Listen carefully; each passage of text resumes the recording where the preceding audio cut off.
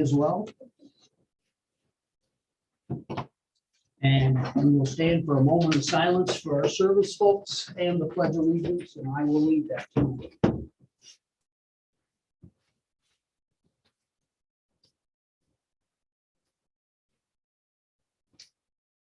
I pledge allegiance to the flag of of the United States of America and to the republic for which it stands, one nation, under God, indivisible, with liberty and justice for all.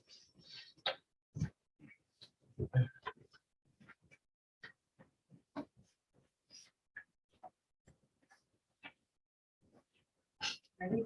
Ready. Culpepper, Here. Redline, Here. Newcastle, Here. Easler, here, Judge, Nichols, Here. Roseback.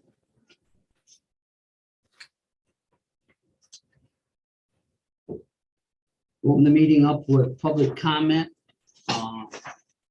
For anything that's not on the agenda. Does anyone have anything to say to council that's not on the agenda as far as business tonight? Question. Yes, ma'am. So when you say not on the agenda, so if we want to talk about one of these items that are on the agenda, we'll have opportunity to input at that time. Yes. Thank you. All right. Any other questions or things?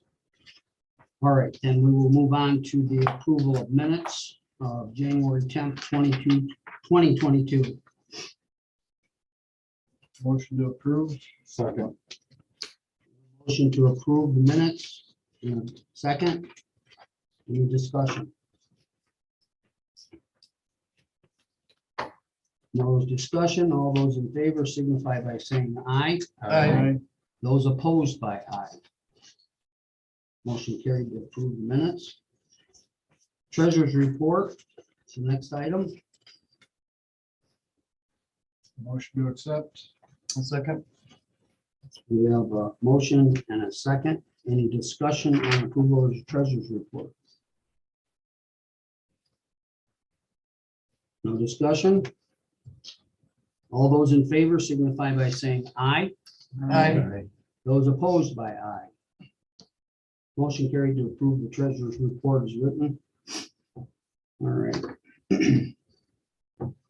Items of business is item number 3 to start off with is a public hearing proposed 2022 Park and Recreation Plan.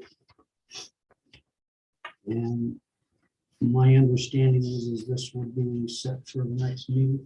No, we're having a public hearing tonight. Oh, so okay, we need to motion to open it up. Motion to open the public hearing. Second. We have a motion and a second to open the public hearing. All those in favor signify by saying aye. Aye. Those opposed by aye. Public hearing is open. Park and Rec Plan.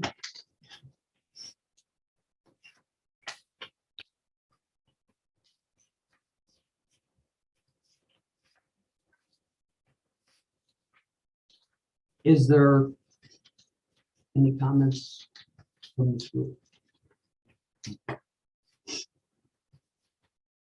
Any comments from council? Kind of, it sounded like to me, I've already had my earbud on it. Before we get, I haven't read this, so, and I knew that was gonna happen, so. I don't know quite what to think about it, but I like to. Like a lot of unhappy people. About the Park and Rec. Or wait a minute, I might be on the wrong one, hold on. I think you might be. I thought the DDA meeting, that was very Right. helpful for me, what you did there. going Okay. through it. Because I'm, sort of new and some of this stuff has been talked about for a long time. So if anybody had, I felt that was very beneficial. Thank you. Just kind of went through it. You guys want me to go through it? Well, no, but I'm just Oh, saying, okay. it was beneficial for me to be able to hear. So this is the plan from 2017, which is pretty much like the plan from the 5 years before that. So in order to be eligible for a DNR grant, you have to have a current park and rec plan. So this year, when I went to do it, last time we paid somebody to do it, but I felt like I could just update it because we weren't making a lot of changes to it. So The big thing was I inserted all of the up-to-date census information. We did a quick survey over the holidays. We inserted what we got from there, but that kind of all added on to the previous surveys and public input that we had taken. So the only other change was in here is that we kind of updated what we completed. So we have basketball at Bay Scout Park now, so maybe we don't really want to consider putting basketball over here anymore because we put an amphitheater where we thought we were going to put basketball. So there was no real major changes to anything in this, other than just kind of updating to what we've been doing and what's in all of our other plans. And changing dates as to when they- Yep, and change some of the dates and stuff like that. So, I mean, I really feel like this plan is pretty much what you guys have been working on, and when there is something in here that says, that you want me to see grants or whatever, then, I don't just walk out and get a grant on that when I bring it to city council and say, hey, something's come up, this is in our plan, you guys want to look at this, and then you decide you want to go forward or you don't. So this is basically a guide. It tells us over the next 5 years what direction you guys want to go with for Parks and Rec. Doesn't mean we can't add or delete anything in here if something changes. It's just sort of like an intent that these are the things that you guys want to work on. So if there's something in here you don't want to work on, we should remove it. If you want to move forward with this plan, then you should consider approving it so that we're ready to apply for grants. And as far as the public, when we talk about grants, we're 2 and 3 years out sometimes on grants. And the bottom line of it is if you don't have your program in the right order, you're not going to get grants. And for many years, the city did not get any grants. They weren't wrote. And the bottom line is this town stayed exactly where it's at. It never grew, it never moved. Since the last 15, 20 years, we've got a lot of grants and we've been able to do a lot of things downtown. And that's the whole purpose why we're so out front on things, is because if you're not, you get turned down instantly before you ever can get your paperwork in. So that's one of the reasons why, and you'll see it with the river thing and everything. That thing is way out there and we'll discuss that, as far as a grant. I mean, we don't know. But on the public hearing, as far as the Park and Recreation Plan, that's fairly cut and dried as far as presentation through the committees. Now it's just a question of council has any. So is there any more public comment? Make a motion to close the public hearing. Second. Motion for DCAS. Second. All those in favor of closing the public hearing signify by saying aye. Aye. Those opposed, likewise. Motion carried to close the public hearing. We need a motion to adopt. We do. It'll be later on in the agenda. There's a resolution for that. So. Okay, well then we'll move on to item number 4, which is public input river access site.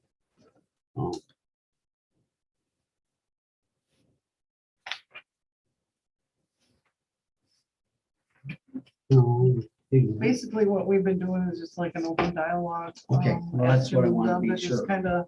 We just been doing just chat with them to find out, what they're thinking. And I did, in the packets, try to put down what was said at the planning commission meeting, what was said at the DDA meeting, and I guess I mean, unless there's something new, I think I captured what they've been telling us. And I have everything up, as far as up to date in here in the meetings and everything that you gave and different things. Myself, I have not been present for the last month, so some of this is not new to me, but what process was made in the last month, it's just where I'm picking on, so. So, we're your closest neighbors. The city property is adjacent to our property. My Okay. husband, and myself. And you have the comments. We've been to every meeting that there was other than one, so that everyone knew we were involved and we did care about the process.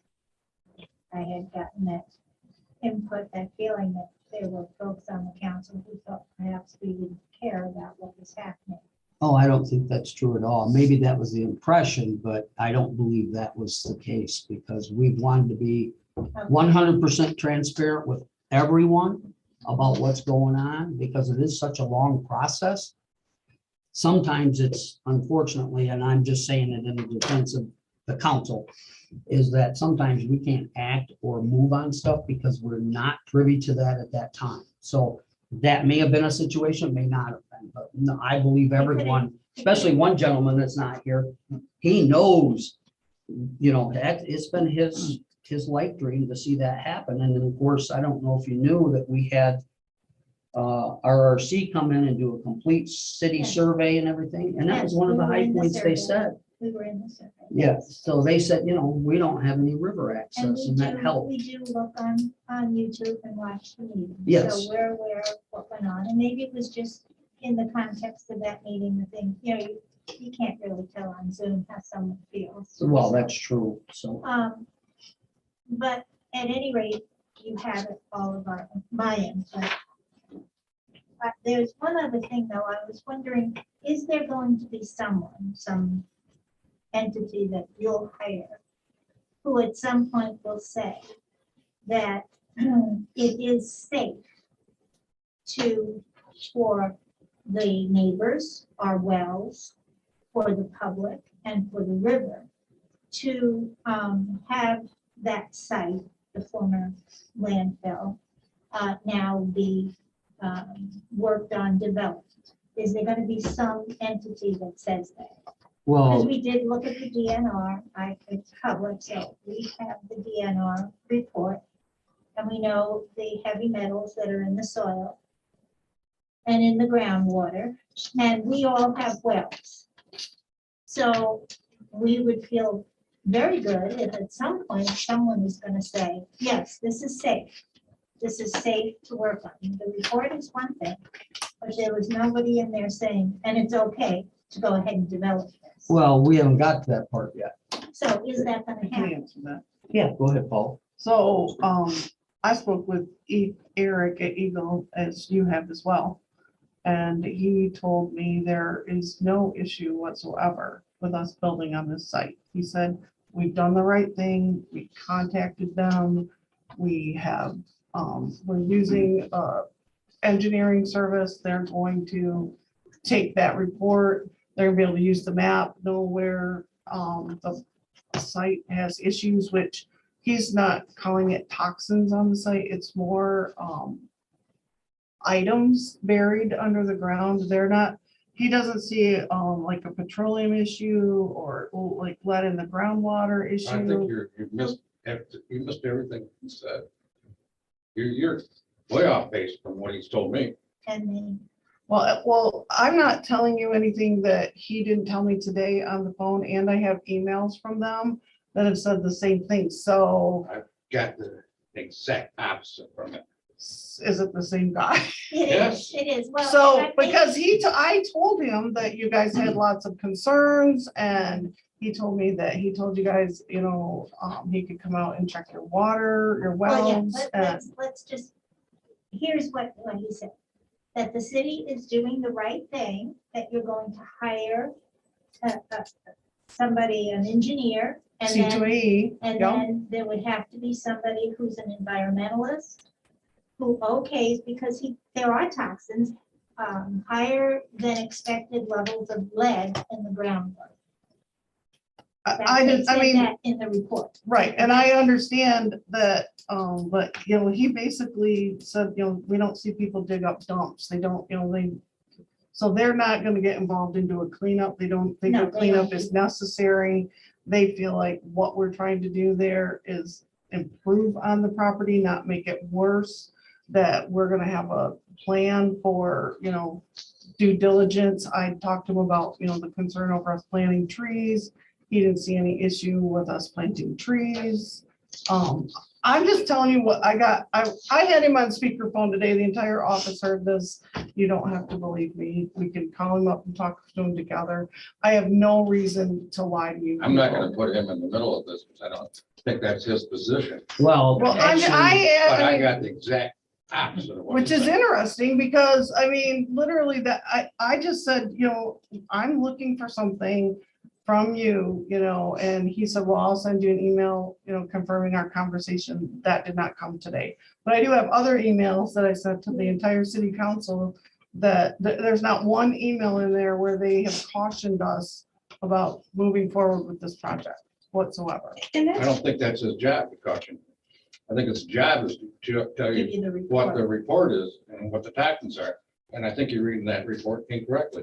I didn't read the report. we I aren't just- reading it. I mean, I It's didn't not been read, what I'm interpreted telling for you us. is I can't interpret the report. That's- Right, that's what we're trying to That's tell why you, we is have there's no hired- interpretation of that report right now. So you will then get somebody who interprets that and says that it's safe. Oh, yeah, we can't even That's what move I asked. forward without all Right, and that. I've We been- can't do anything without that being done according to the government and the state laws. I mean, it's one of them things where it's baby steps all the way and you gotta cross every path. Now, if that's- somebody says different about that property out there and toxic levels and this and that, fine, that be it. Then the project probably will stop because you can't get a grant. Which is what I told you guys last week, that, Right. we basically, we've hired CPA who have been trying to get answers out of the DEQ on what next steps are, or Eagle, sorry. And, I just know that they have flat out told us that, we are doing the right thing, that we, started with them, we've hired C2AE to advise us. You're and- taking the right steps, yes. Correct. Nobody's. So, but that, all I can tell you is, that's all I know. is that Really, that's where the we're step we're at, is we've asked for an interpretation of what it actually means, Right. because in the long haul of it, it's a bunch of numbers and no one understands them. I don't. So And then he- the answer is yes, that at some point, someone's gonna say, this is safe Yes, for the public, for yes. the neighbors and their wells.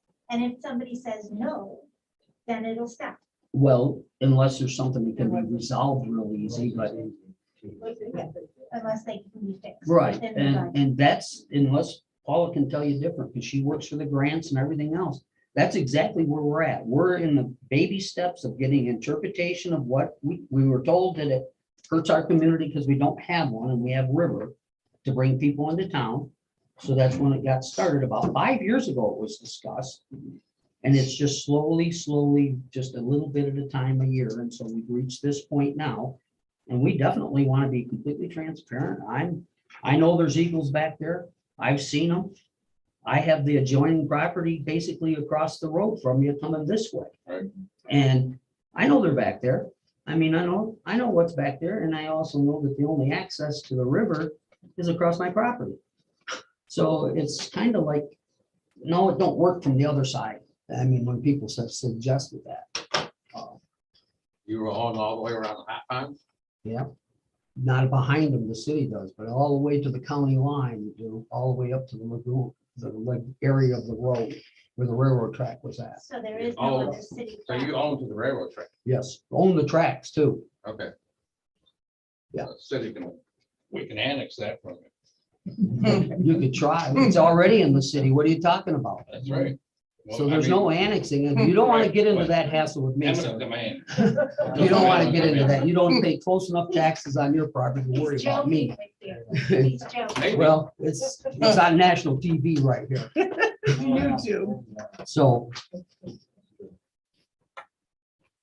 what else can we take for input that you folks are concerned about? I mean, I'm willing to listen to As long anything. as We you got got, the notes from the other meetings, what our concerns are. yes, sir, I have we're lots of pages of I them. mean, they can all watch the Well, yeah. meetings. I have tried to write down what people said, and I mean, I don't know. And this is pretty much, I've had my ear bent on this. I know somebody lives there around on the other side of the river. Where the concerns are, and I knew there'd be problems, so. I mean, it's been quiet out there for all this time and I can understand. I mean, So that kind of related to that, what kind of expected utilization have you determined would be at the canoe launch? I know you kind of like need that kind of information when you're doing a grant application, because they're not gonna just say, hey, I'm gonna give you $50,000 and we think only 2 people are gonna use it all year. I mean, what kind of information do you have about how many people we could expect that we might see across the street from us? I'm just curious. There's no numbers on that. I mean, we did a survey, but 260 people responded to the But survey. that's a survey of the people in town, right? Right. We're talking about Actually, really- it was a we- survey, it was a community-wide survey. It was not just for people in town. Oh, that's why that. We're- And we sent it to you guys as well. Yeah, we were confused by that. but- And we put it on Facebook, we put it on, Okay. Oh, okay. yes, I it So I was, just wondered. we had a lot of respondents that were not just city residents. Oh, okay. So that was 260 that responded of the survey, and how many of those like thought it was a good idea? I just was I mean, curious. I'd have to look in the park and No. rec plan, but the No. numbers, I mean, almost everyone was in favor of, Oh, awesome. that took the survey. So what I was wondering is, I mean, I thought it would be helpful for not only the grant application, but just for the city council as well, is like, how many people would you expect to utilize this on a yearly basis? So you guys could decide whether it was worth the city's, money, because they gotta match the grant, they've gotta maintain it and all that other stuff, how much just having it versus it being utilized, and how many people would actually benefit from it. I didn't know if you've done studies other than the survey, or. if Well, there's the only data thing we through- have, other than that, I would say is the RRC Fitness. assessment. fitness assessment, where they came through and evaluated the city for what it needed, Oh, I what it see. didn't need. And this is what it's based on, is we spent about a year to get certified. This council met several meetings and sessions of getting certified, so the city would be certified. So we could take those suggestions, and they helped us and paid for a lot of things because we did the survey. But this is the one main thing they said was missing in Lynxburg, is we have river access at our privy, and we're not using it whatsoever at all, and that's costing us a lot of tourism for people coming and doing that. Now, that's all we know. Who's the IRC? I don't. They're a team from MSU that come out, and they don't tell you when they're coming, and they do an evaluation of your city, Oh, your okay. businesses.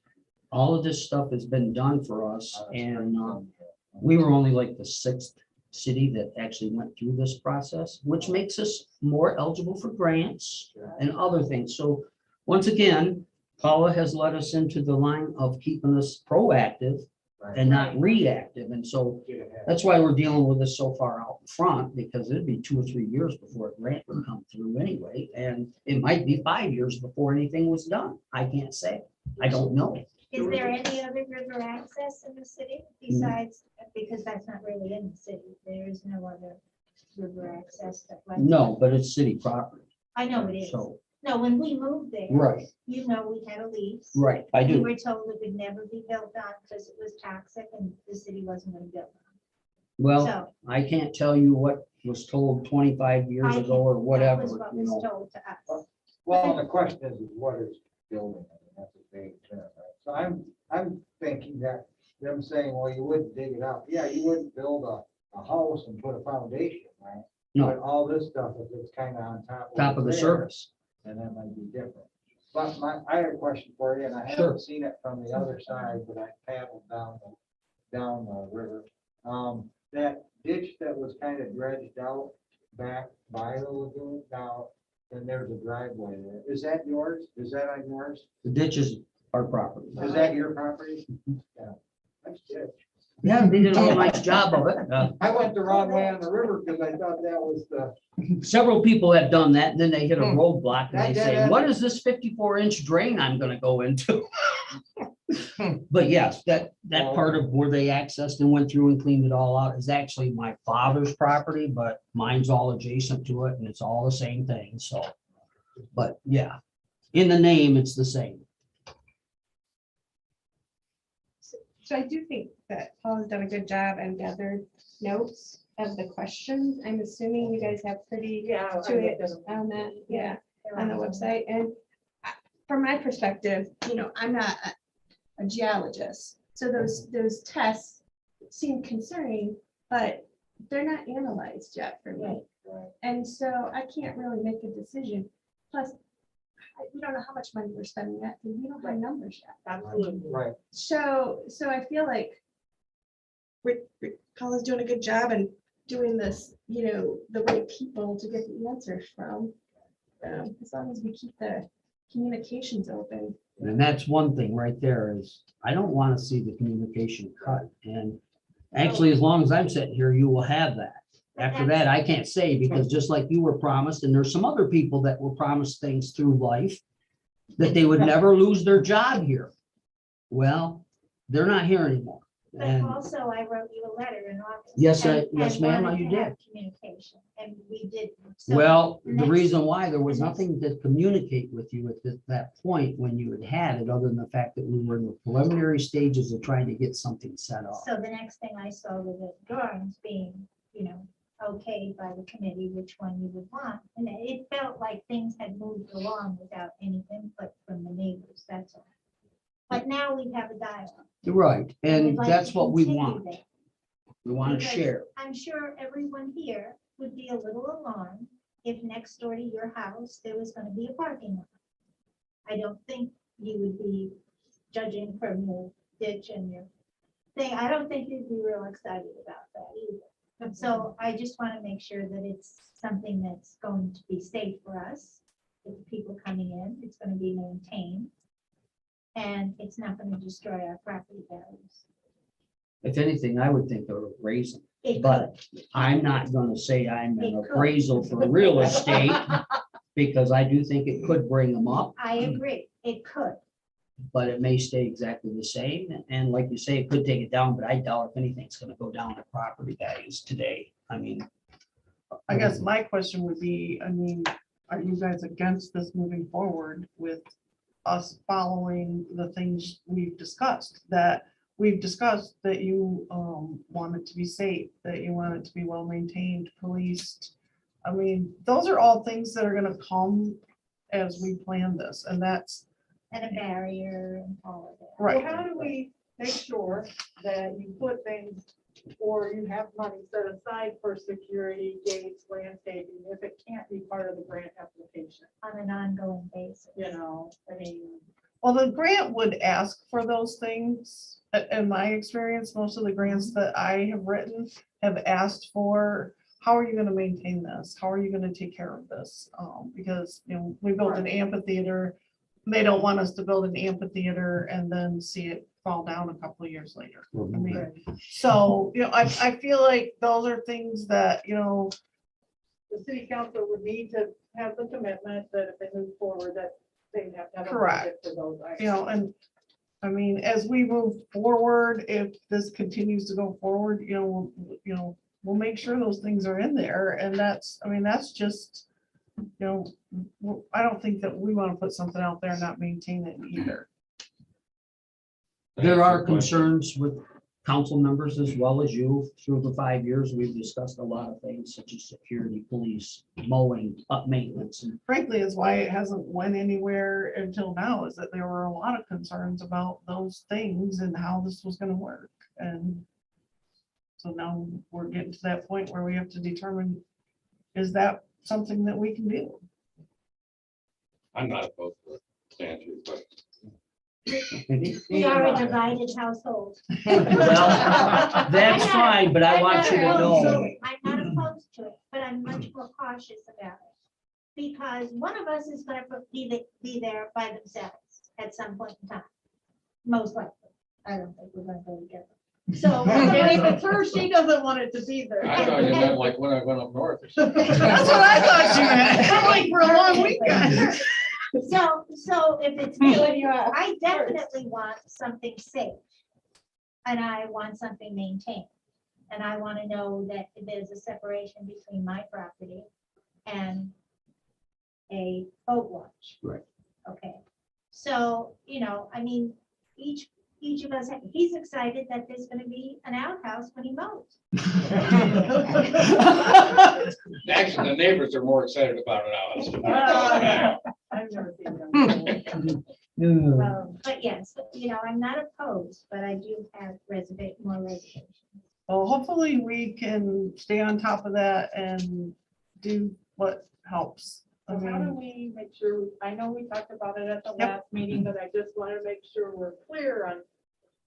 It's up to us to always be looking at the websites to see what's going on, or is there gonna be an email blast that goes to all the parties, or how is this happen? So you guys wrote down information for me last time. Yeah. I don't remember if you told me you preferred email or phone calls, but if you tell me which you prefer, then, you know. We we'll put our just- emails down, so I don't. Okay, remember. then we'll just, I'll just put you guys on an email, and if we're gonna talk about this, I'll make sure you get an email. Is that fair enough? Yeah, But surprising enough, folks, it's nice to see people here discussing it rather than trying to shove it down our throats after the fact. So it's nice to be able to share with you of the intentions that we see and what we've been presented with. And you have to live with it as well as we do. So that's, I think that's just a fair way of looking at things. Cool. Okay. Is there anything else about the river site input that anyone has or can think of that they'd like to put out there this evening before we move on? Okay. We will move to the approval of the June 30th, 2021 audit report. I understand you had it presented last month, but we never actually voted to approve it, so. Motion to approve. One second. Motion and second. Thank you for coming, folks. Thank you. Any discussion? Watch that door out there, it's broken. He likes it. Thank you. Thank you. This is gonna be the whole thing. Redline, Yes. Newcastle, Yes. Geisler, Nichols. Yes. Culpepper. Yes. Motion carried. Item number 7 is approved resolution 2202, poverty exemption update. Man, information in your packet. It's kind of a normal thing. Our annual. Yep. Thing. Yes, it is. So, I make motion. I second. Support. Okay. Roll call. Okay. Redline, Yes. Newcastle, Yes. Geisler. Yes. Nichols. Yes. Culpepper. Yes. Resolution. Number 8 is resolution 2204, introduce amended DDA plan and schedule a public hearing. Did We missed a skip lot. the- Yeah, we did just- skip yeah, the special We missed meeting? lawnmower. I guess I did, sorry. I put an X on it. I'm like, I think we missed the lawnmower. Oh, come on, that's the only thing I've missed yet. So I guess we'll go back to 6, approve the resolution of 2201, special assessment for lawnmowers. Make the motion. There's a motion with support. Discussion. Roll call. Redline, Yes. Newcastle. Yes. Geisler. Yes. Nichols. Yes. Culpepper. Yes. Motion carried. Now number 8. Resolution 2204, introduce amended DDA plan and schedule a public hearing. So, just to kind of bring you guys up to speed on that, through the RRC program, one of the things they wanted us to do was update our DDA plan. Because it was from the 90s. Like, that, it had not been updated since like 1990. And, so we went through the plan, the RRC folks hired, CIB planning to take on the plan. DDA paid for part of it, but the plan that came back, it really didn't, it didn't provide like Langsberg feel, it was cookie cutter, somebody else's plan. And so I kind of worked with them to fix it. It just wasn't, they weren't getting what we needed, and so I've been the last year updating this plan, and it is up to date, and I'm happy with it now. But the DDA seemed much happier with it. It actually, like, it talks about what we've been doing, what investments gone into Langsberg over the last 30 years. it really has some historical information in there about all of those things. And anyways, to update it, it's a pretty big deal. It's an ordinance update. So because the DDA is an ordinance, in order to update the, like it's the tax increment financing plan and the downtown development authority plan. So in order to do that, you have to do an ordinance update, and there's like publication requirements and all that. So we're at the very beginning of it, other as far as approving it goes, but this plan has really been through the gamut, but you guys can read it, give us some input on anything that needs to be updated, changed, whatever. Motion to schedule a public hearing. A second, Next council meeting. Yes.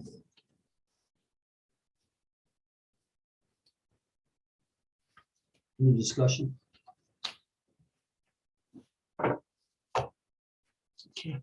Catch Alan up. Pardon? He was out of the room. Do you want to catch him up so he can vote, or? Oh, sure. We're doing resolution of 2204 for the amended DDA plan and schedule a public hearing. okay, The motion was to schedule the public. Right. All right, thank you. Not to adopt. Right. To schedule- No, 'cause we were just being introduced to it now. Right. Thank you. Fred Line, Yes. Newcastle, Yes.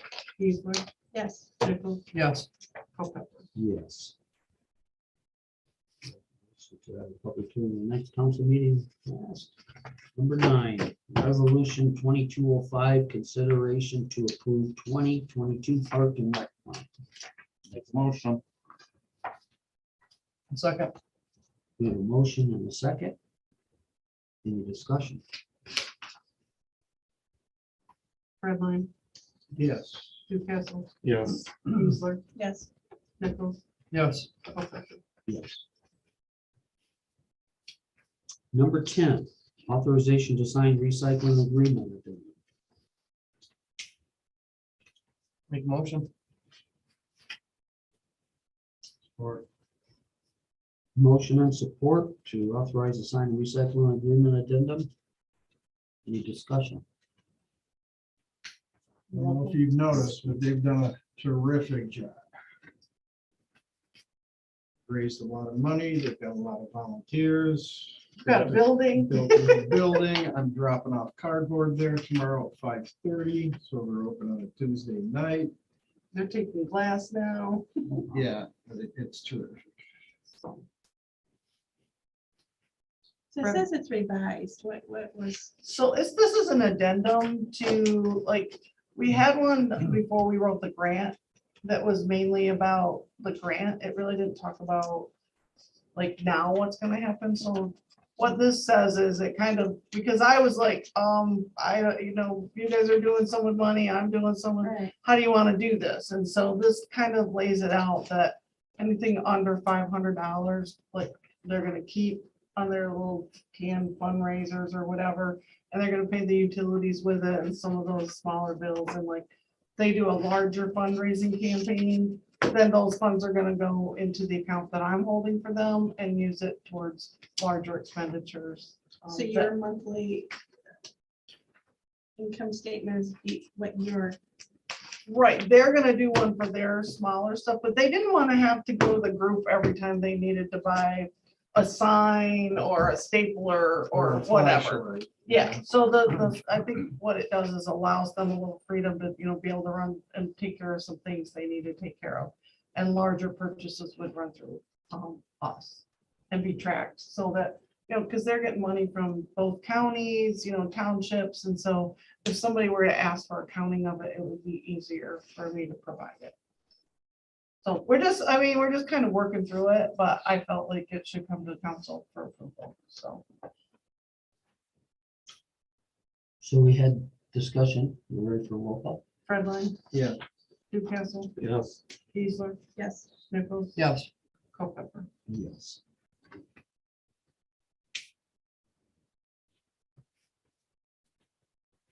Motion is passed. Letter of interest for Highland Apartments, 205 East Green River. So this is for Rich and Dee Hafner over Cinders. They're putting in 2 apartments. I've been working about 2 years on this grant. You guys know how long that takes. And so the original letter of interest has expired, but we let it lapse because the new plan allows, instead of 60,000 per apartment, 100,000 per apartment. And so it's just a new letter of interest, and I need authorization for the mayor to sign it. And like I told finance is that, you know, the thing the city needs to understand is we get in these grant agreements and the city like pays some of the bills and then we get reimbursed from the state, just like we did when we had the one with you guys. So it makes the process easier. It makes it a little more transparent when you have like a large project like that, then we pay the contractor and it's a lot easier to keep us protected as well. So there'll be some sort of development agreement probably in the middle of all this, but this is just, hopefully we're about 3 to 4 months out from a grant agreement. That's my hope. Motion to accept the letter of interest. We have a motion and support. Any discussion? Okay, Redline, Yes. Newcastle, Yes. Geisler, Yes. Nichols. Yes. Culpepper. yes. Motion carried for letter of interest. Item number 12 is order review. It's really on here just for discussion because I discovered something I didn't even know. So, I mean, I can't get, I guess I don't know everything about every line in the charter, but, so Greg Hunt has turned in his resignation. Dina was an alternate and she's now on city council. And when I asked the mayor to start looking for replacing Greg Hunt, he goes, well, who can be on the board? And so I double checked and went to the charter and it says anybody who is on council or even running to be on council cannot be on the board of review. So that leaves us with a decision that needs to be made regarding Jeff Geisler. So he's going to run for mayor, and so I don't want to be the one to decide whether or not he's going to stay on the board of review. So all of you guys get to decide that. Well, we just gave him a pay increase. That's a good setup. But he, So the way I read the, Paula sent the, whatever it was, to. the charter, The charter. it's a, I gave it to all of you in the packet. It's out of the charter. And the way I read it is that once the packet's turned in, so it's official, right, is when I have, that also constitutes resigning from the board of review. He has not turned in a packet, Not turned in. so. But I think that's the question. Right, but that's, you know, I don't want to be the one to decide that. So I don't want to get the city in trouble and make a decision that. So I wanted you all to read that and make a decision. I would think it's moot until there's an actual application to run. And a Turned in. And a packet turned in with signatures. So between now and the next timeframe that you need anything decided. Well, the big board review is next month. And I mean, it's problematic in February when you lose 2 people to your board of review. I mean, because you need 3, you only have 3 people on the board, and we had an alternate, but we don't even have her anymore. So now we're down to 2 people on the board determining what happens with John. So that's kind of where I'm at with it. And I don't know how to be any more transparent about it than. Legitimately wise, he would have to have a packet turned in by sometime in June. Is that correct? No, Normally for candidates? or is it August. August, okay. June is when you usually start distributing and get signatures and stuff like that. But you can do it. But the big thing is getting through March. Right. So that's where I'm concerned about is, And I've agreed not to turn in, we probably wouldn't have done anyways, but I've agreed to not turn it in before the March. I guess our question is that still okay? right, that's pretty much what I'm asking is that, you know, we all know he's gonna run for mayor. Does that still mean that's okay or not? And how do you guys want to handle I would say until you have the packet in your hands, Okay. he's good. And that's my opinion. I Well, mean, that we're- should follow the rules. We're of still order. down one board of review member. How do we solicit for that? Do we? Post it in the paper. in the Paper? Do We have the been right to solic- appoint? Yeah, we have been soliciting. The mayor did have somebody that was interested. I have not seen anything, but, I just need verification of the, okay. other than that, I'll go to them and get it. I've Okay. already agreed. So Okay. if that's the case, we have a third Well, member. then I'm gonna probably need a motion to appoint him. And then we'll make sure he's on the registered list of voters. Okay, well, we can go from Yeah. that if we want tonight and do I that mean, too, it- but I'm Yeah. just saying that that kind of, it puts us in a pretty rough spot, you know, and then I think that it was not until recently that we did start having an alternate, and I think it's really important that we have an alternate So always. do we need action on it tonight? or Yeah, is- we need to act on appointing someone to, I mean, we haven't got to the part where we're gonna accept Craig Hunt's resignation, but once we get his resignation, then we also need to appoint someone. Or we may have to have a special meeting, or we have two people. Would he be open to staying on till March? I just guess? don't know if he's got, when his Yes, I surgeries don't are, either. or Okay. so. It I- wasn't very, yes. I just didn't feel like I should ask him when we turn that in. He knows when the big, so I was kind of like, I mean, we could ask him, but I didn't, I'm with you. It was just kind of like, well, okay. So. so we need a motion to, or do we even need to address Jeff's situation? I don't need it addressed. I just wanted you all aware of the situation and I feel like we're just being transparent and it is, I mean, it is what it is. Well, until he turns in a packet, the way I look at it, anything can happen. Right. I mean, That's right. he may change your mind, some health issue may come up, and I hope that that's not the You case. know, So I could think be that's really the way to look at it. You know, Is when your paperwork's in, then you have committed. Right. Right now, you've committed to the public, but not to us, so. So I'm good with Jeff staying, myself personally, just as Alan spoke, until that time comes. That makes sense. And we can get through March. And then if things we want to start doing whatever we can go, and then we can go with the new person if they're gonna follow through too, so. And Heidi says 2 out of the 3 have to be there for a quorum. So if we have those 2 and we get a third person appointed, then at least we're somewhere. Right. So does the third person need to be appointed to me? So another, Or we would have to have a special meeting. Right.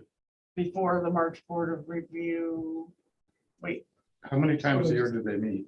March? one of those dates, we looked at those. we did, there was a second, I want to say the 10th and 11th, but I don't remember for sure. Yeah, I'm gonna just roll them down on the Because I was board. gonna say, we could actually possibly appoint them at the next meeting. When is the Okay. next city council? First Seventh. Monday. So, And so that would be. Cassie, can you tell me when the board review so dates are? let's do this. Jim's checking right now. Okay, thanks. Should be okay. So let's do this. Just a suggestion. You have someone in mind. Yes, Who is it? Stephen Brown, the younger.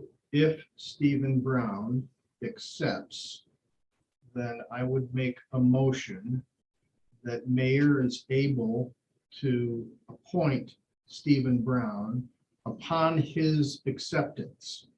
If he does not accept, then that motion would include a special meeting for another appointee.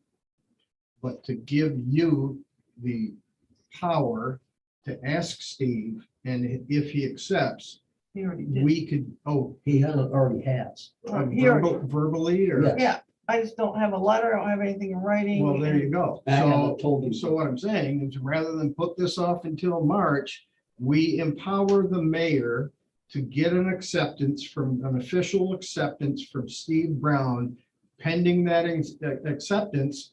And after we get it, you can go ahead and appoint And and get him in the office. and council could give you the power to do that tonight, so we wouldn't have to call a special meeting. Now, that's not for everybody. That's not for 15 names and, you know, go down to the bar and raise your hand. This is for Steve Brown only. And if he declines, we're gonna have to have a special meeting. Unless our council meeting is before that. Which, and then I'll just have to bring something if we have time. So, Okay, so the motion, mayor is able to appoint Stephen Brown to the board of review. Upon Upon his his acceptance. Yep, That's the motion. my friendly. I'll second that. any other discussion? That makes it easy. Redline, Yes. Newcastle, Yes. Geisler, Yes. Nichols, Yes. Culpepper. Yes. Yes, it's impressive. She's out there. Did you have the dates now? Yep, there's an organizational meeting on the 2nd at 9 a.m. and then March 14th and March 8th. March 14th is 3 to 9 and March 18th is 9 a.m. to 3 p.m. For just a second. Yep. Because I won't be able to be there, Okay, because I'll be out of town. okay, That was why we were looking at the dates, remember? yep, okay, So. okay, thank you.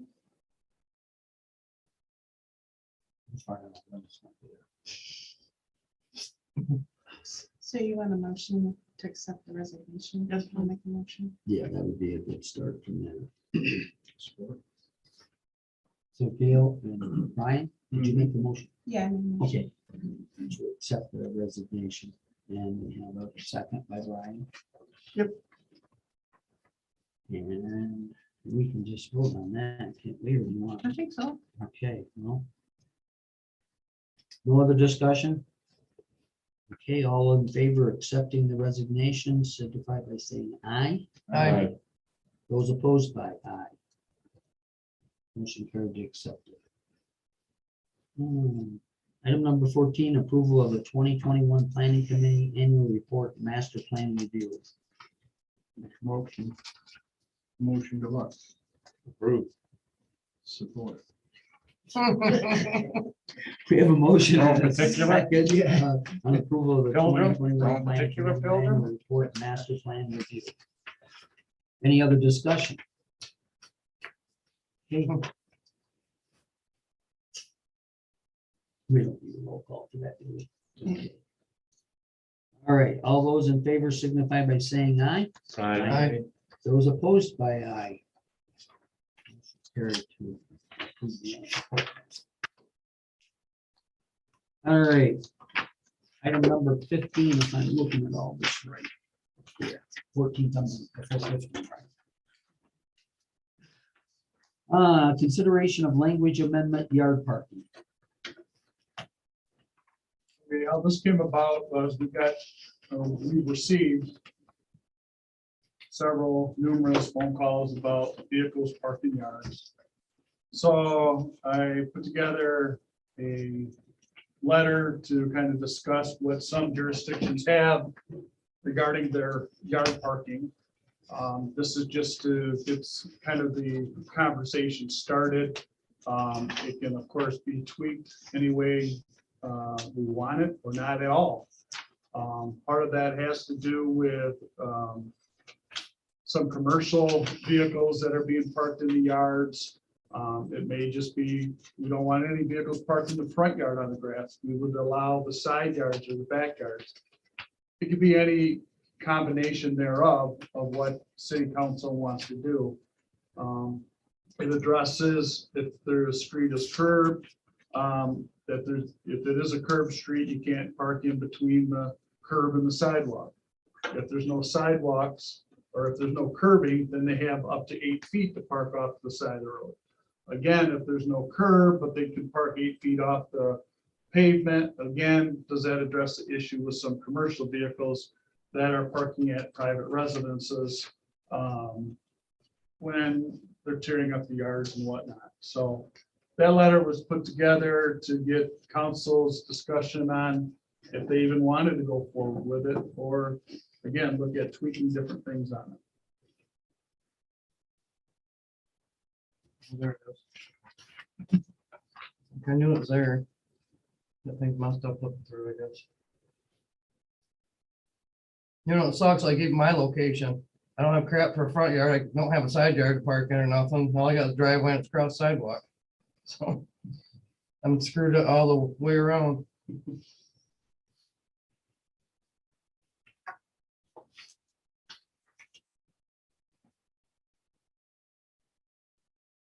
So the problem we had then, you're saying commercial vehicles being parked, In their yard, okay, and tearing up yards and, correct, tearing up their, well, they're tearing up their own yards, but then the portion that they're also tearing apart is the city's right of way, because again, from the center of the road, okay, yeah. so many feet out is the Gotcha. public right of way. So, and specifically, one of the main culprits was the residents of 219 West Grand River. The house that burned. That backyard there where the semi's been parked and whatnot. And, but there's other areas where people have parked and, you know, yes, they have to, they're supposed to maintain that 8 feet off the property of the roadway, but still, Cause that also is an issue for the roads that we've resurfaced and stuff. correct. So if they're going off that, they're gonna screw up the edges of that because it's too soft, because it's not made for the heavy stuff. I see where you're going. On that, Any drive off the edge that doesn't have a curb is eventually gonna break. mhm. And then if we spend $100,000 on a street. Yeah, then it gets tore up because of that. But again, a lot of our streets don't have curbs. So, and if you don't have a curb, then basically a lot of the ordinances, you give them 8 feet to park there. So either way, they're still gonna be running off the asphalt. Right, where they're not actually. But if it's using a it. commercial vehicle, it's gonna cut down on that weight. So, and that's another aspect you can look at, is that it's I'm with you. no commercial vehicles parking in the yard. Well, That's that, another option. you're right. I was just gonna say, you could do commercial vehicles and leave the residents alone in a way if that wasn't the big problem, but that's my input on it, is you got a big vehicle or a box truck or anything bigger, you're gonna bust that concrete all to pieces, and it's not, in my book, it's not. So I wonder if we should do it by weight, a weight load type deal, if anything, when it gets real.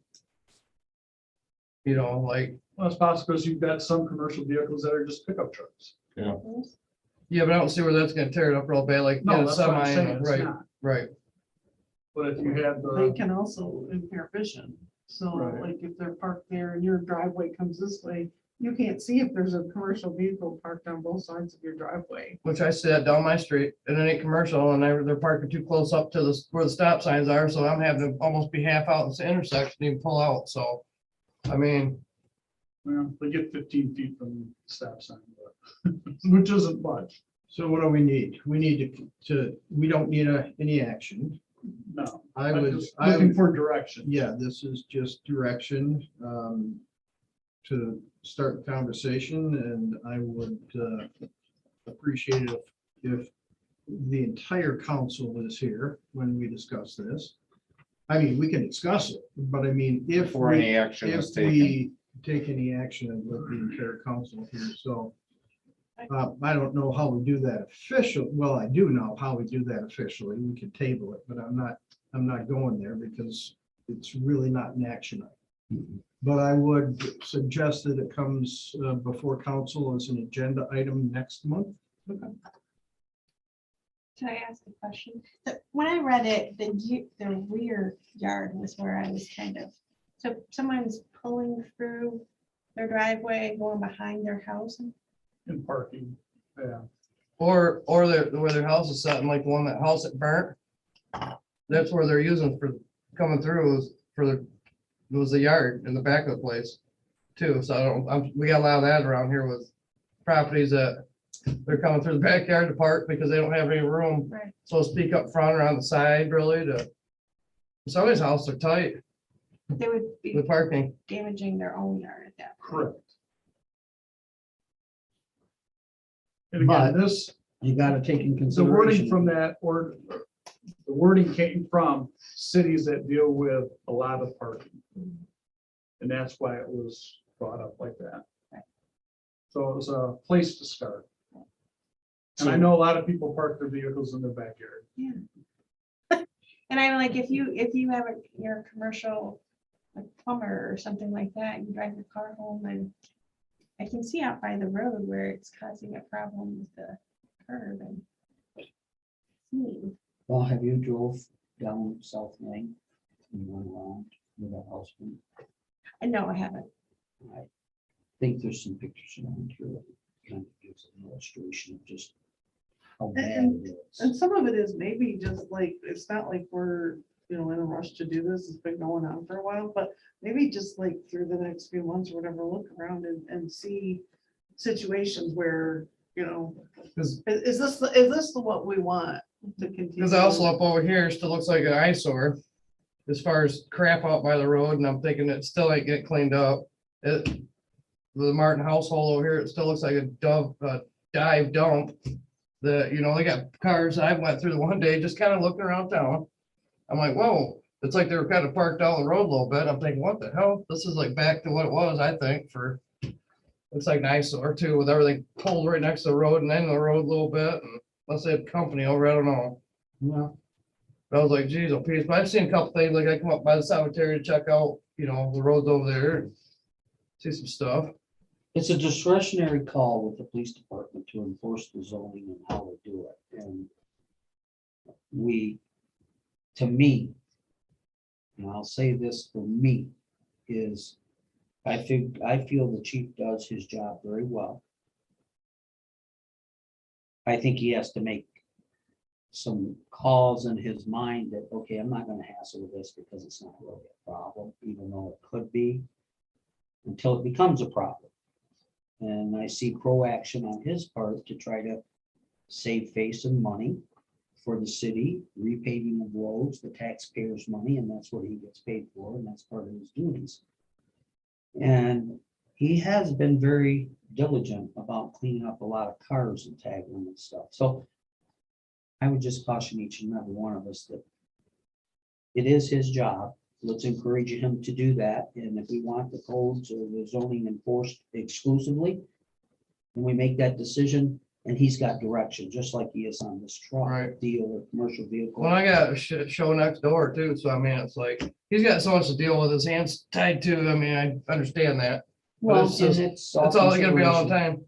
For I think everything. what this is a conversation starter. Right. Correct.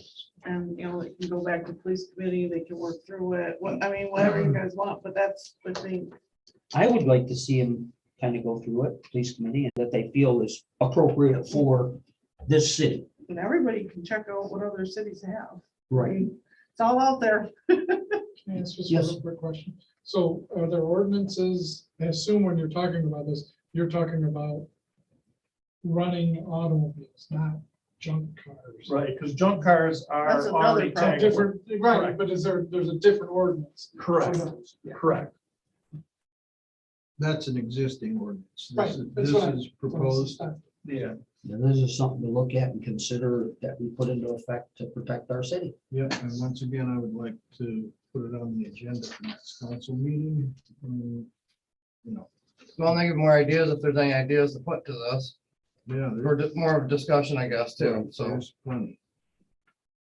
Okay.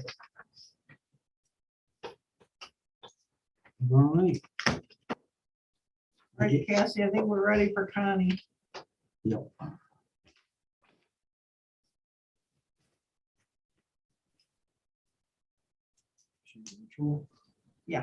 Everybody, Hi there. can you hear me? I can. Can you hear us? I can, absolutely. Hold on, I'm just pulling up. I should have had this pulled up. My apology, everyone. You probably fell asleep.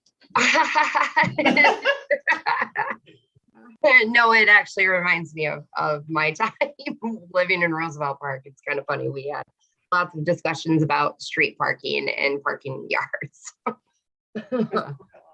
Everybody. you guys- Well, Paula, it looks like I have the ability to share my screen, right? Yep, I do.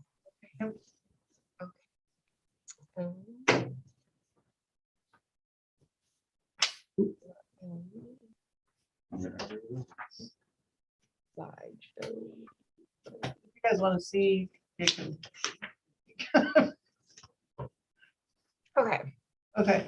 can you guys see the notes or not? You can. This is the first Yes. Yeah, PowerPoint. they all have that in their packet. I put that in their packet. Wonderful. Okay, What's in wonderful. front of you, Morris? Yeah, no, I was just seeing what she had out there.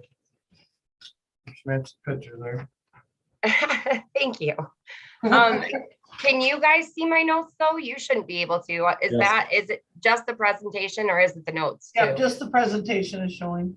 Wonderful. Okay. This is, like I said, this is the first time I've used PowerPoint on Zoom, so I'm learning. Thanks. Well, thank you very much for the opportunity to actually work with you guys. I'm really enjoying my time helping you guys along with the cannabis program. You know, as we went into moratorium in December, Paul and I have been working on a lot of the review that needed to happen. And so we decided to put a presentation together to kind of just really give you a snapshot of the information that we've gathered. And so this is basically the cannabis licensing update for you guys. I am Connie Maxim Sparrow. I have 25 years of public administration experience, lots of licenses in multiple states and local areas. I have a substantial amount of background in municipal and land use and planning. I'm an industry leader in compliance and safety, and I have a pretty extensive background in economic and small business development. So it makes me a really nice partner with municipalities and the ability to kind of move forward some of these trickier things and have it be really transparent. So I think we've done a really good job with this thus far. So basically, and I'm not going to take a lot of everybody's time. I know that you still have more stuff on the agenda. So we're just going to kind of go through a really quick recap of what the council did, as well as kind of what the current challenges, and then what really our staff recommendations are for next steps. And please interrupt me with questions if you have them. There's a lot. I tried to keep the jargon to a minimum, and I'm hoping that I can not be jargony, if that's a word. So starting with our historical summary, as you guys know, in fall of 2019, you guys did opt into the MMFLA and MERMA. When you did that, you opted in for 4 of each license, except for micro business licenses, and you opted in for 2. You established in February a deadline of June 30th. And then in July, there was a request for you guys to extend that December 31 deadline, or extend that deadline to December 31, which in fact you did do. And so in February through May, there's lots of discussion related to the cap with micro licenses, and you guys ended up moving forward with removing the micro license out of your ordinance. You guys also did approve in September of 2021 105 East Grand River. And then in October, the clerk received, as you guys all know, a citizen-initiated petition asking to amend the city's ordinance, capping both the MMFLA and MERMA retail license types allowed to only 1 license type for each medical and adult use. The clerk certified that petition under MERMA and that threshold of 5% of signatures for the voters that voted in the last gubernatorial election. In November of 2021, you approved a resolution to rescind the application extension deadline. And then we eventually moved into a moratorium because we realized that there were some contradictions with what we certified the original petition under and what the charter had written in it. So we had a bit of a daunting task to get through some pretty large statutes to try and cross-reference all of this stuff. The local licensing activity, 120 West Grand is up and operating. Local Roots is an operational adult use and medical retail establishment. You know, they took most of 2020 to get up and operating. 105 East Grand, you guys had approved their special land use and site plan for their retail establishment in October 2020. And then in December of 2021, because of all of the issues that are arising over the questions behind the petition, and the decision by the city council to go into a moratorium, we refunded the applicants at 105 East Grand River their $750 fee. We just thought that that was fair while we worked through this process. So where did all the confusion come from? Well, it comes from a lot of different things. So I'm going to give a kind of a little crash course real quick on how local charter is dictating all of this stuff, but then also how MRTMA dictates it as well, and what the Election Bureau has told us. So, you know, the city charter is like a local constitution. It allows you guys, the local government, powers and duties to create safeguards to protect against misuse and authority, you know, and it's dictated under both the Michigan Constitution and the Michigan Home Rule City Act. And that charter includes the local unit of government's code of ordinances, which is what we're talking about as it relates to this petition. So state statutes provide local governments with the authority to adopt those ordinances, and it's specific to the type of local government. You guys are a chartered city, and local charters set forth ordinance requirements, and they include the method for adopting, continuing, amending, and repealing those ordinances under the Home City Rule Act. And so in plain English, the state constitution gives Laingsburg the power to incorporate under a charter, which you did. City of Laingsburg charter dictates local governing law. And then the Home Rule City Act informs the charter on how to adopt, continue, amend, and repeal those ordinances. That Home Rule City Act sets forth the powers of Laingsburg charter and the specifics to those ordinances. So the Constitution gives you guys the right to charter, and then the Home Rule City Act tells you what you need to do within that chartering as it relates to ordinances and governance. So this is how the charter has its power, basically. Are there any questions thus far? No, we're good. Okay. When we decided to go through this diligence process, we needed to review the existing state statutes regarding petitions, which there are lots of them.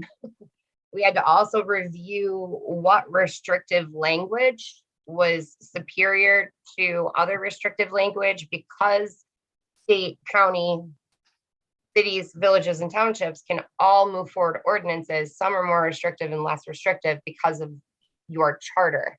And so we had to look at what those restrictive situations are. And for instance, your charter says a 15% signature threshold, MRTMA says 5%. We needed to determine whether or not your charter threshold was the most restrictive and the one we had to follow. So in all of our research, we decided to move you guys into moratorium, which you approved, just so that we could get through this. And what we ended up really focusing on between Paul and I is the state of Michigan Constitution, the Home Rule City Act, or the Home Rule Act, the Michigan Election Law Act, MRTMA, and then City of Laingsburg's charter. And so from least restrictive to most restrictive law is listed here, starting with the state constitution and then moving down to the local level. In the Michigan Constitution, this is where it gives you all the power to be able to put forth and adopt resolutions and ordinances relating to municipal concerns, property, and government, subject to the Constitution and the law. This Michigan Constitution is what allows all local units of government to be able to move these things forward. The key is that the Home Rule City Act allows you to adopt a charter that then allows you to then continue, amend, and repeal those ordinances on behalf of the city. So as I mentioned before, your charter ends up being kind of the lay of the land because of the Home Rule City Act, and then you have the Zoning Enabling Act as it relates to your land use. So we're speaking specifically on this petition as to the amount of licenses, which is really under your general law, not your land use. And so that falls within the charter, but at the same time, the way to get a definite answer on this is a little bit more complex. So in MRTMA, it allows for citizens to petition the local unit of government to create an ordinance, change an ordinance that allows for either an opt-in or opt-out of adult use cultivation, processing, retailing, testing, and transporting. MRMA says that the petition only needs 5% of the electorate, which is why we're here tonight trying to figure this out. MRMA also references the Michigan election law, but it only refers to the Michigan election law in petitions as how we word the petition, and the petition was worded per election law, and it was done accurately. We're trying to get through what this looks like, and basically when we called the Secretary of State about your charter language, which is up on the screen, and it says 15%, the Michigan Secretary of State didn't have an answer for us. They said that it needed to either be certified under MRMA as it was by the clerk, or to decertify that petition and start this process all over again. We have to take it in front of a circuit court judge. And that's going to cost money. And so the signatures are valid on the petition that was certified under MRMA, under the 5%. And in these discussions, and here's the part of the Home Rule City Act that states exactly that we have to take it to a circuit court judge. The discussion that Paul and I have had, because there's no clear answer as to what the right signature threshold is. Paul and I are inclined to advise you guys to support the existing certified petition under MRMA, because that is a lawful petition.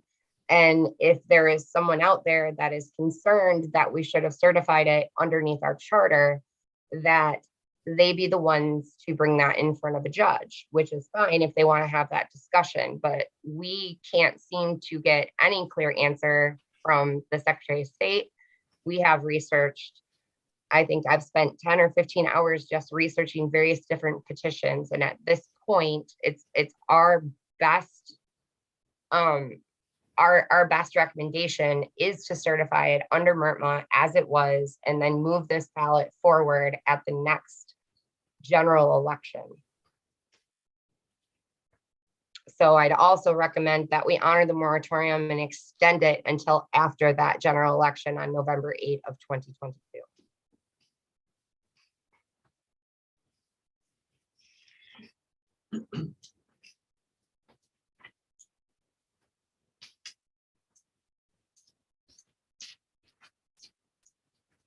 So that's really a summary of where we're at with the recommendations after Paul and I have done a lot of this research. This is where we're recommending that the city go, because it is a 5% signature threshold under MRMA, and it was under general law. And so we can't find anything in the statutes that say what dictates where with the signature thresholds. And so we have enough signatures. It's obvious that the public signed those signature or signed that petition. I'm curious as to the council's thoughts on this, but this is where we're at, and in an effort to save the city council money and not have to bring this question in front of a circuit court judge, I think we should stick to where we're at. Agreed. I don't think a circuit court is going to set precedent based on the city of Langsburg's charter as opposed to already established 5% law in MRMA. All we would be doing is spending a lot of money on a lawsuit, and guarantee you no circuit judge is going to step out there. And I guarantee you also that the petitioning party will have plenty of lawyers. Yeah, yes. And the check was cashed now, so. Oh, it was? I remember the letter I wrote said that, They wanted 500, didn't they, when you sent them the 175? No, this is $750 refund, right? right, yeah, No. I refunded their $750 okay. payment that they made to us, and I wrote in the letter that, if they cashed that meant that they were withdrawing their petition for special land use. Okay. And. I thought they'd asked for more than what you gave back to them though. They did. Okay, that's what. But yeah, so that's where we're at with that right now. They did go ahead and cash that check, and I have not heard any more from them. That doesn't mean I won't. So they But- should be free and clear if they cashed it. You would think. Oh, they could cash it. and send it along with the lawsuit. Yeah, true. Just, yeah. You just never know what's gonna happen. Yeah. But that, I mean, we just, No, that's good advice. Thank you. Good work. That was the primary question. Does the charter 15% rule or does MERTMA 5% rule? I guess my only question is, how does it get on the ballot?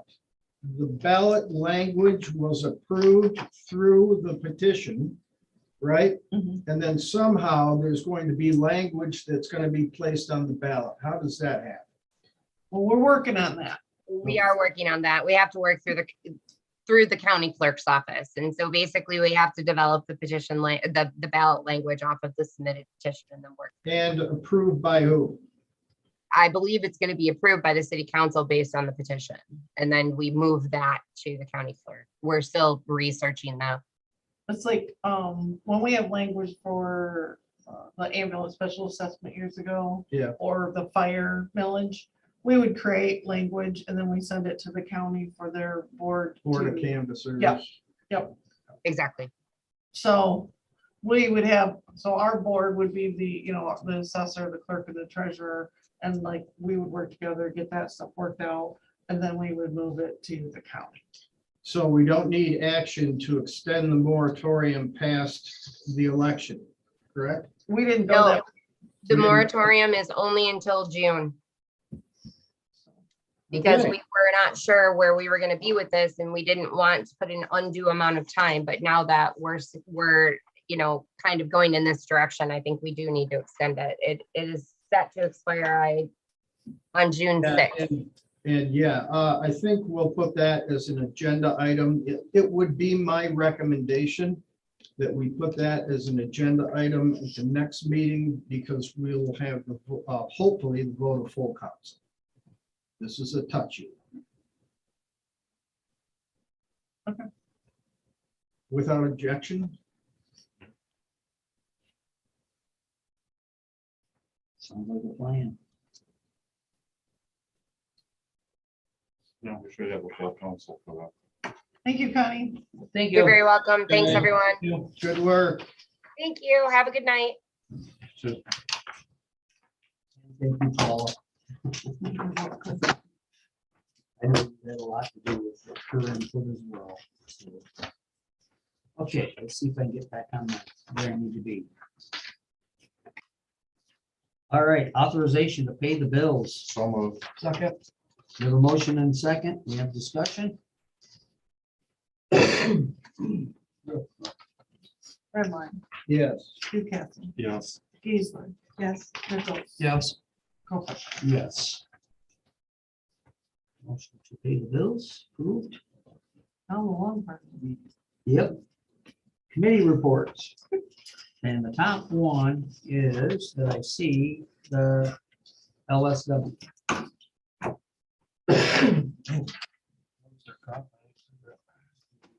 I wasn't at that meeting. I'll let Dan give a.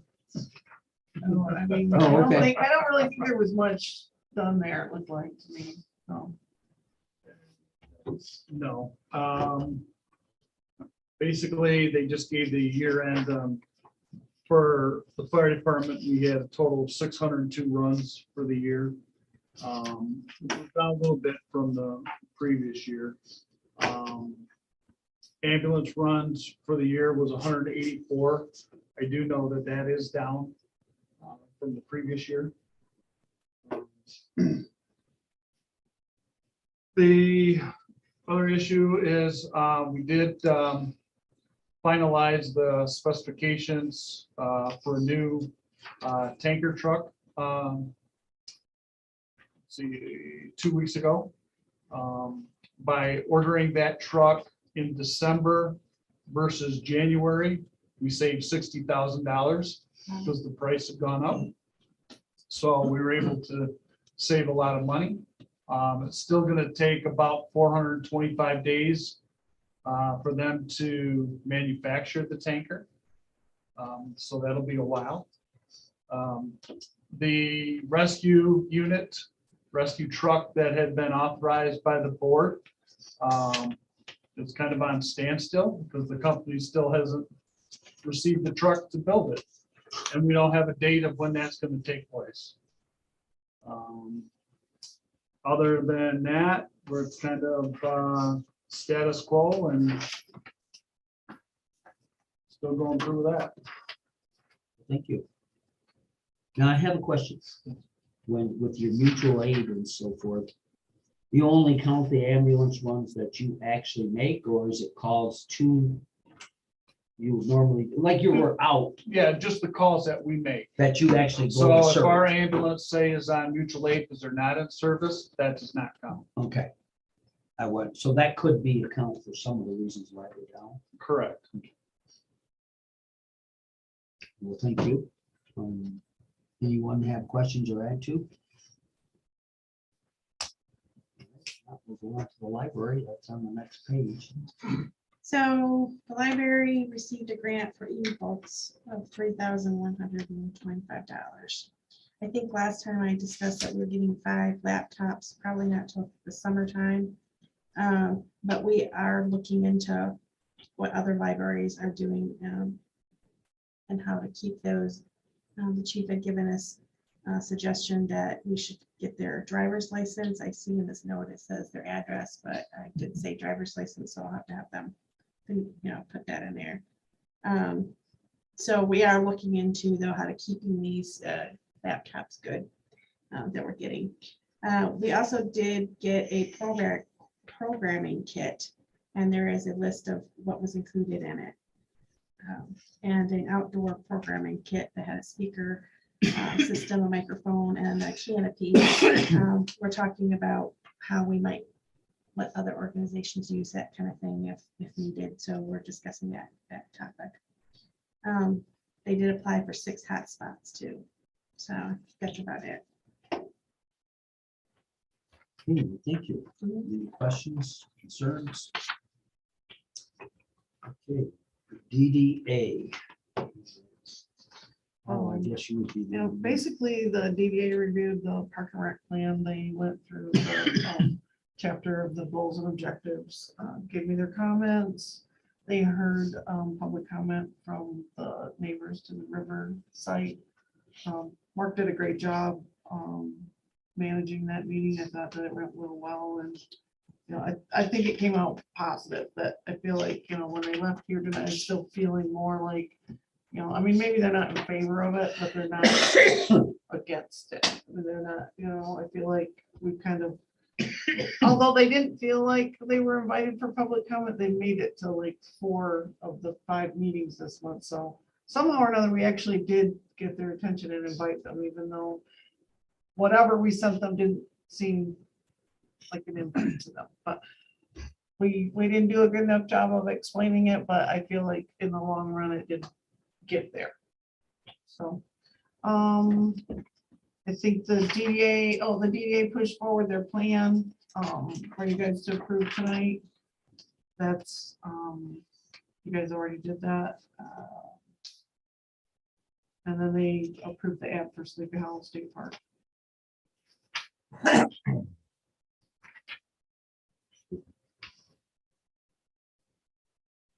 Okay.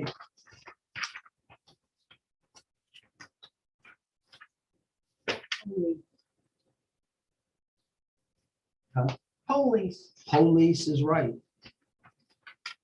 We didn't have enough to meet, but I can go over a few things that we did have for the month. Did take 13 reports, assisted LSW on 2 cardiac arrests. Unfortunately, those individuals didn't make it. Assisted on the structure fire here in town. We did have 1 complaint reference to someone impersonating themselves as a police officer to a business who was attempting to have that employee take the money and then provide them, I think eventually for gift cards or greenback cards. But luckily, the employee was contacted by an adult, asked what she was doing, and that transpired and ended the fraud aspect of it. So the employees of that business did have me go there to talk to them about fraud as well as security at their business. So I think that was helpful. Just another note is that Shiawassee County is again going to be doing active shooter training, which is going to be taking place in April and May. There's 4 dates for all the police officers in the county to attend. It's going to be an 8-hour training session for the officers. Also, the fire departments are also going to be involved. They're on their own day, which is typically going to be a Saturday, since most agencies in Shiawassee County are paid on call or volunteer fire departments. And so the fire department's training is going to be in 4-hour segments as to what their action would be if there was an active shooter incident within Shiawassee County. That's basically about it. Questions?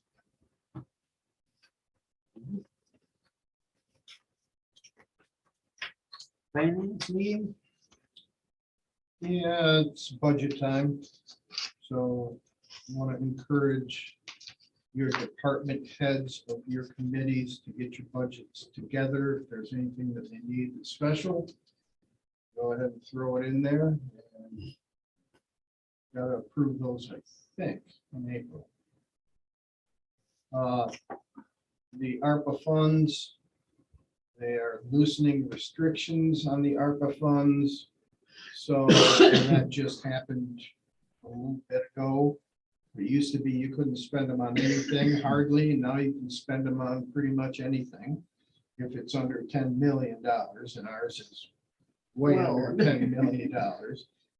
But the finance committee is gonna keep an eye on that and keep an eye on some grant opportunities, and we may be able to use those for matches. So we wouldn't have to use money out of the general fund, but we could use ARPA funds to match. Just one idea of hundreds of these ARPA funds, the restrictions on them being lifted. So that makes them more accessible even to general fund money. And it's about 137,000. Thanks. Any questions or concerns? All right, planning commission meeting minutes. Here, like, vitamin C. Yeah. Dina's not here, but basically the planning commission just reviewed the park and rec plan. They heard the river access information and I think approved their master plan and annual report. Did I get it, Jeff? Yep. Okay, thank you.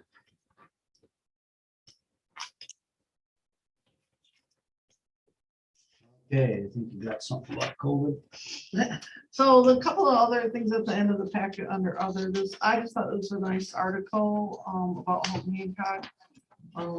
They're in the RRC program like us, and I think if you read that and people say something like, why do we want people in town, or why do we want to, try to get people to come here? Why do we do these programs? Well, if you read what they do and if you see any of the things that these RRC programs have done for recreational activities and economic development, I think it'll answer itself. They do a lot of good things. They have a lot of great programs, and I just think this was a good article. The COVID, the county sent this out, and I actually thought it was really pretty good. So I hung it out here in the hallway. We're still trying to keep people safe here.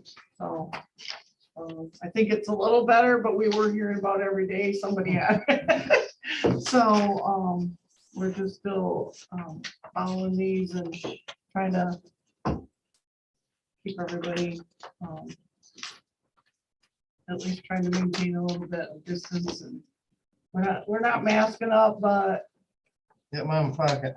yeah, Do it every day, all day long, so. We do have people wear them in the office.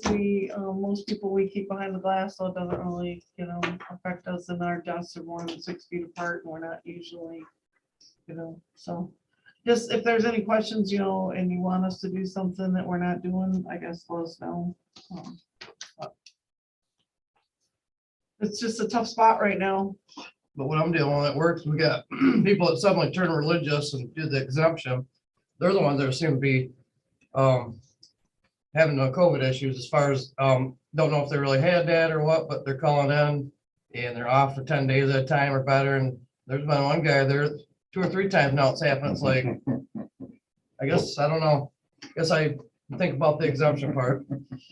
Maybe go get vaccinated. I don't know. Somebody's enjoying their. I haven't had it. vacation. I haven't had, been vaccinated, got to do my boosters, but I mean, luckily, my immune system's up, I guess. I'm happy with it. But some people are getting it. It's Somebody like, wanted to go ice fishing for 10 I don't know. days, and so they had to quarantine in a shanty. it's crazy. So this is what we're, like, if somebody has it, you go through this.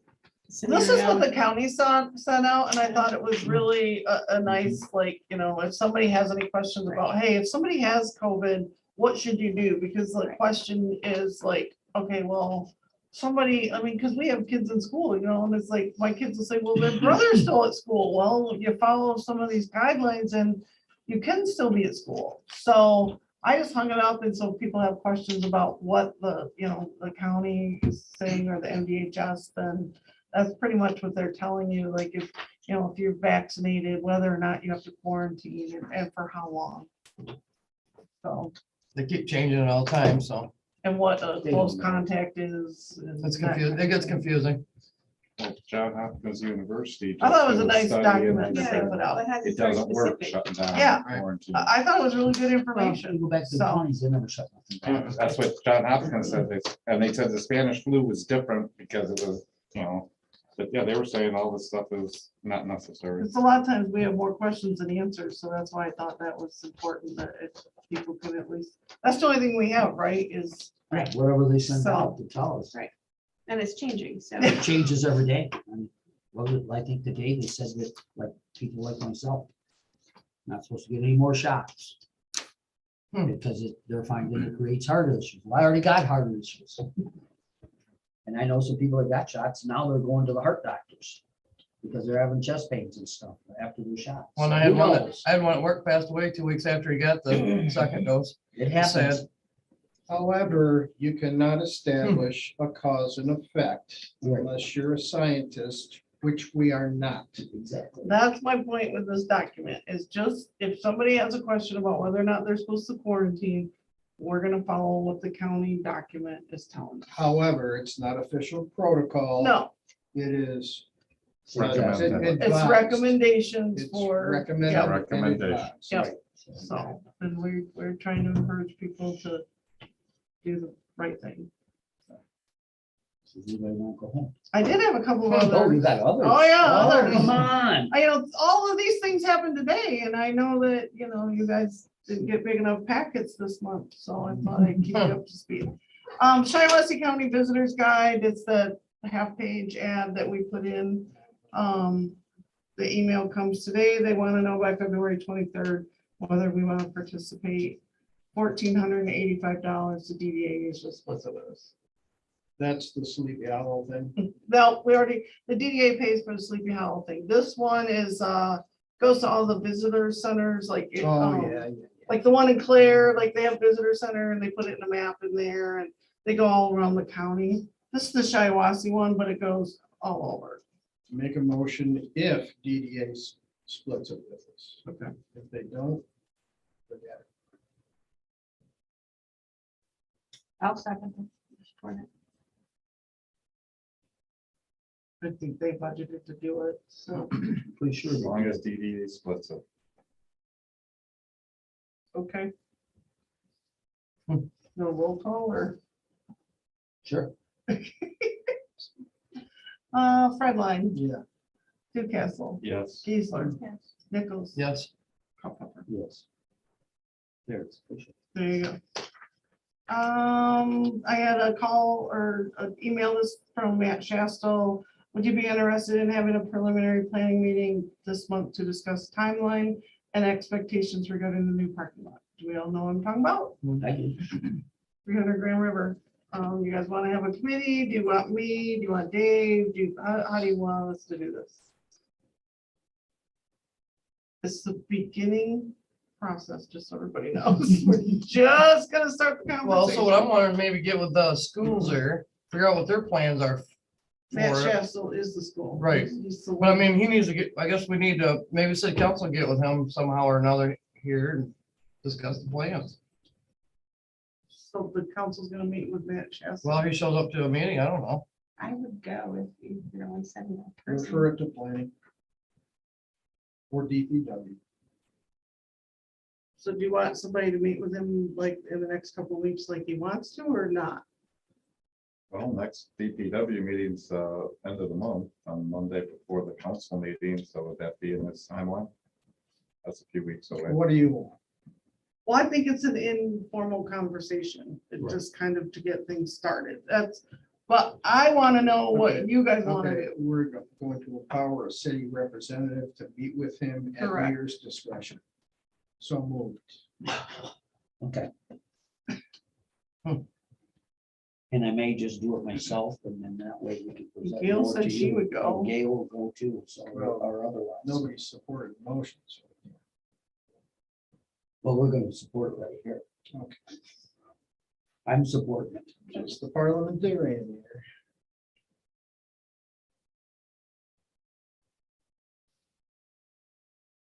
So you seconded it? Yes. Empower a city rep to meet with the school, the mayor. Will empower a city representative. That's the motion. Any discussion? All those in favor signify by saying aye. Aye. Those opposed by aye. Motion carried.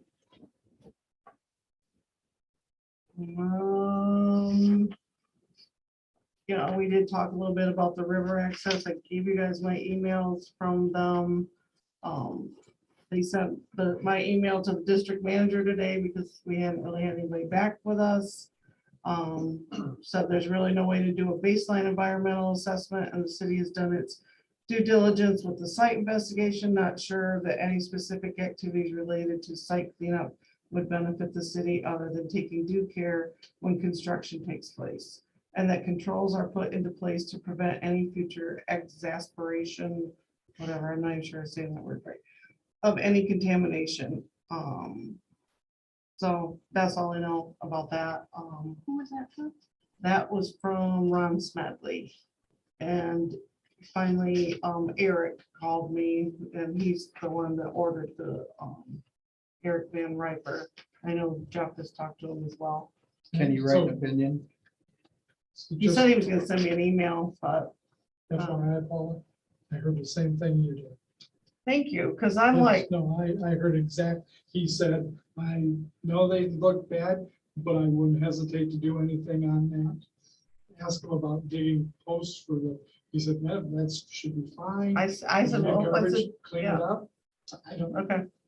So this whole thing of not being able to dig down, I haven't seen anything. No one written has said there. that. Well, that's what I keep saying. Right, I'm like. right, so no one somebody- has said that, so right, we're still like, we have that report.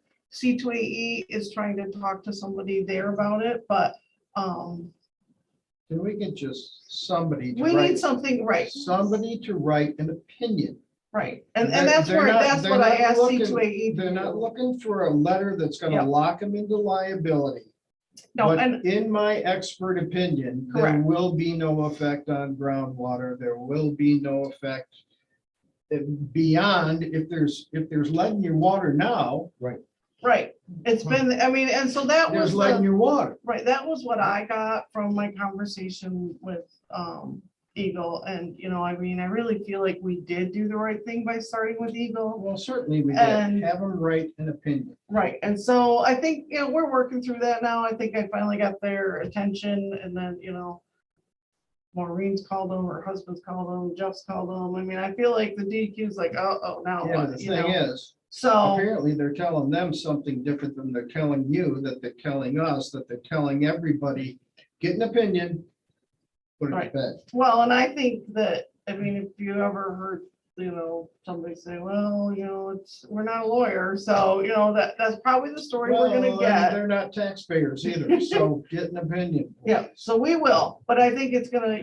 come through, like, if C2AE has to get, somebody, they have those people who analyze all Yeah. that stuff, and they tell you, and we'll put together a due diligence plan that specifically says whether we can dig or not, and, those kind of things, so Yeah. I think that's what's gonna come next, is a due diligence plan of some sort, in my mind. Well, basically, we paid for a opinion of the ground, and we're getting a lot of numbers and a lot The of DQ didn't charge us anything, they did all that for Eagle, free. right, I Eagle did understand that for that. free. So, that, but where they go after that, like he said, well, that's not their job to tell you that. Well, why do they do it if they're not, I mean, Right. if they had found something horrific, I'm telling you, they would have told us, do not dig.